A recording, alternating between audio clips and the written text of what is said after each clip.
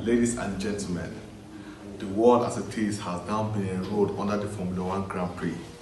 Depending on any of your choice, we have the Lamborghini engines, we have the Ferrari, we have the Pontiac.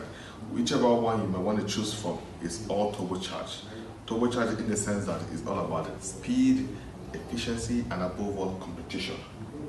We all are under the rat race. If we talk about rat race, every one of us is trying in their most efficient and effective way to overtake each other and to be the best. Today, we are going to talk about evaluation of international competitive for global value chain. What about international competitive? We have different aspects what we need to consider. For example, multinational enterprise get influence in the market and comparative advantage that the companies make, for example, strategies that specialization. On another part, we have marketing power, other power, such as how the competitor and rivals are influencing the market. All these multinational companies compete to be the best in their industry. This is what international competitiveness is all about.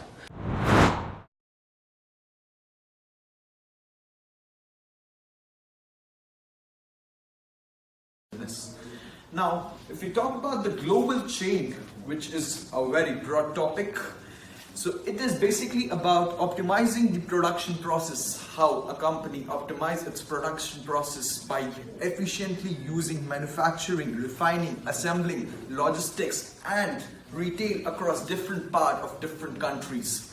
So it is in a way increasing the efficiency of the company to produce more. This continuous process of producing in the same product line gives a standardization and specialization in that product, which is a competitive advantage for any company in this global world. This global chain value also talks about transferring of knowledge. Transferring of knowledge is the idea and the recipe that the company is using to produce, and that knowledge is transferred across borders to produce on international scale and operate globally.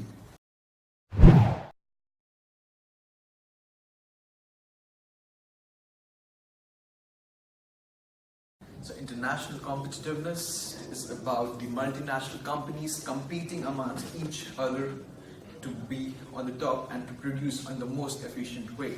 So if we talk about the factors which influence the international competitiveness, we have 4 categories which falls under this. We have innovation, technology, infrastructure, and economic factors. So if you talk about innovation, it's the idea, it's the click that an individual get to work in the most efficient way to lower down the price and to get international competitiveness in the market. The technology. Technology is something which boosts, which provides an acceleration to the process, which helps in becoming more efficient in producing whatever we are producing. And infrastructure. Infrastructure is the background, is the backbone of any company. It is the place where all the operations take place. And the economic factor which affect the international competitiveness are the factors like the interest rate, the inflation rate, the different countries have different exchange rates, so that also comes under the economic factor which affect the international competitiveness.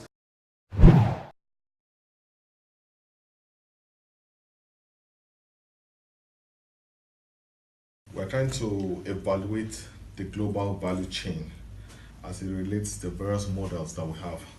Now, there are various scholars that have tried to provide that the competitiveness has to do with school of thoughts. The first school of thought explained the global value chain, of which firms have to innovate in order to be efficient. While the other school of thought explained the fact that governments, hence that globalization has crossed through borders, so government needs to play an active role, or they need to be an actor in this rigid competition. Now, if you take reference to Asia, Asia used to be an excellent idea for outsourcing during the global value chain, but hence as it is now, it has become more of like the world factory. The reason because the government has taken active steps to be a key player. Now, I explained it in terms of the land factor and the rent factor. The land factor in the sense that the resources the land was able to possess, and also the resource factor in the sense that the ability to be positioned strategically to attract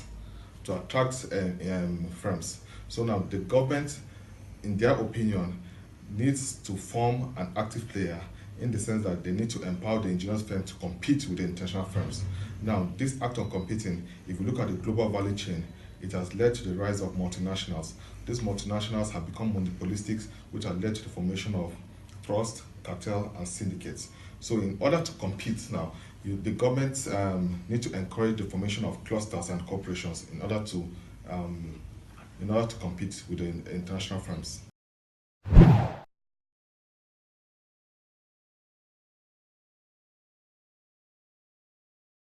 As we are using Cadbury to evaluate international competitiveness for global value chain, Cadbury has certain competitive advantage on their competitors, which helps them to be on the top in this industry. The first one is low cost. They are using global integration because they produce the chocolate beans, they are making the chocolate, and they are distributing it. With innovation, because they are trying to make different kind of chocolate in order to get low cost with the same technology and with the same commodities, sugar, chocolate, and milk.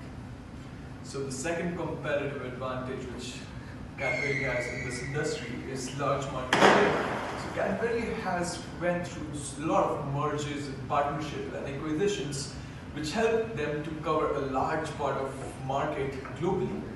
This has also been possible because Cadbury has been able to satisfy the need of the customer. It has tried to adapt itself according to the taste of the customer to gain more market share globally.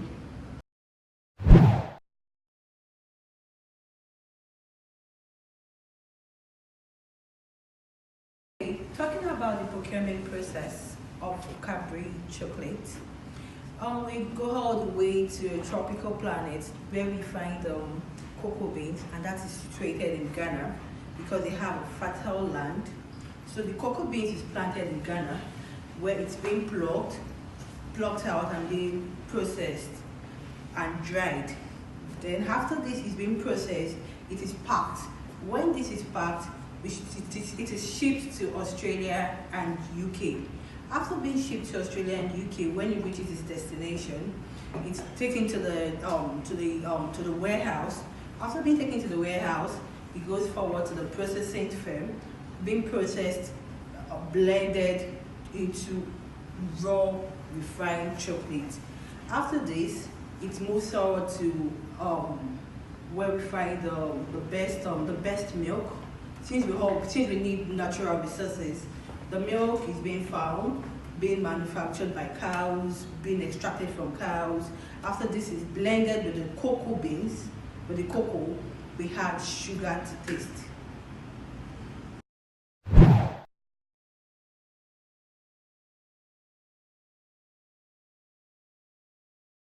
Once Cadbury is done with the procurement process in the most efficient way across different borders, we move to the production process of Cadbury, how it produced the final product which it sends to the market. It used different technology in that.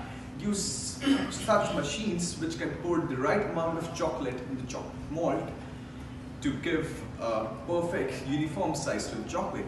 Now these malts are vibrated so that the air molecules in the chocolate is gone and the customer don't feel cheated about it. So once this process is completed and the chocolate is perfectly poured in the malt, it is kept in different refrigerator at a certain degree so that it settles down and convert into a perfect chocolate bar. Now, once the perfect finish of the chocolate bar is ready, it is cut into different size according to the sizing pattern, according to the product pattern of the company. And it goes through different scanning so that it checks the quality of the product, because Cadbury mission is to ensure the quality of the product whatsoever. So after the manufacturing of the proper bar, we come to the packaging process of Cadbury. Now, to package process, Cadbury initially used the plastic packets to package their product package for the packaging of their product, but it has shifted to the metallic matte finish packaging, which is more efficient and which helps Cadbury to lower down the price of the product. This new way of adaptation in the market has given a competitive advantage to Cadbury, because it has helped it to lower down the price. Thank you.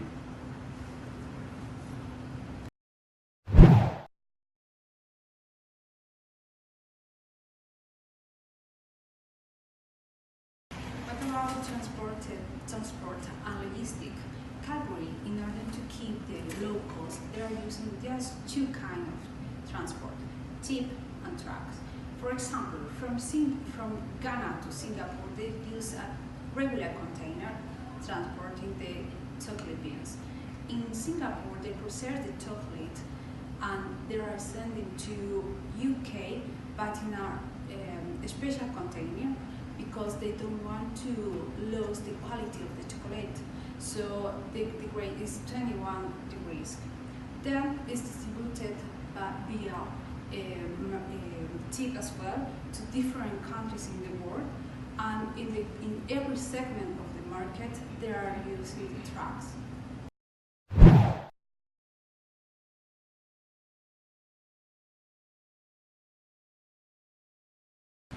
Now we are going to talk about standardization versus adaptation of Cadbury. How Cadbury uses both of these methods in its operation. So standardization is basically about following a particular production process to create a brand recognition, and Cadbury has been successfully using it, as it has launched its sacred gold special product, which is a result, which is example of Cadbury following the standardization process. It has also made certain modification to adapt different local market.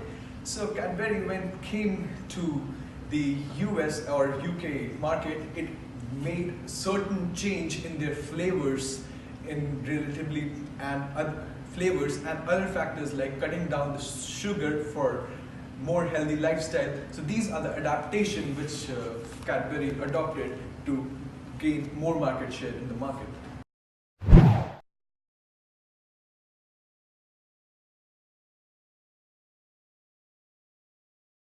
So, in order to get international competitiveness, it's important to know where the company want to develop new tasks. For example, the country where they want to go, and the industry where they want to develop new opportunities.